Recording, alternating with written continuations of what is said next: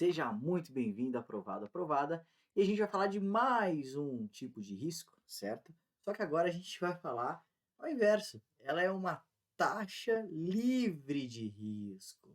Cara, que é o seguinte, prestem muita atenção, por quê? Porque a gente vai falar da parte de fundos de investimentos, e na parte de fundos de investimentos a gente vai acabar falando muito da nossa taxa livre de risco.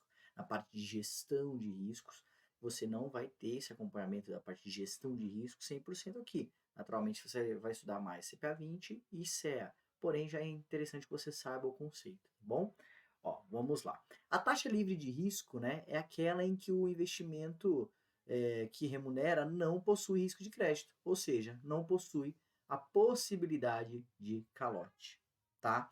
No Brasil, o ativo que mais se aproxima dessa definição são os títulos públicos federais. Por esse motivo, utilizamos a taxa Selic, que remunera as LFTs, como taxa livre de risco. Ou seja, vamos lá. O que é uma taxa livre de risco?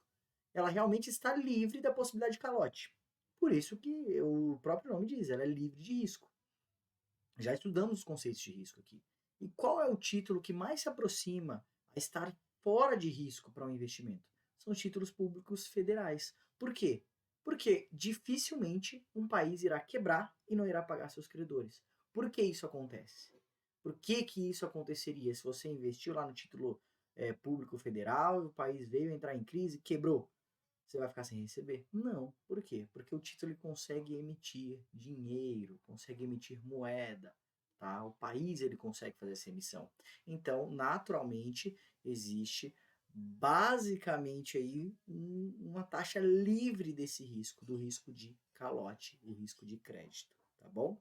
Então, a gente falou de taxa livre de risco, a gente está falando de uma taxa que ela é livre de risco de crédito. Ou seja, a gente está falando basicamente de um título público federal, tá? Só para você entender o conceito, depois, quando a gente for para os outros módulos, você vai pegar a questão na prática, mas é importante que você já assimile isso, tá bom? Então vamos para a próxima aí. Valeu!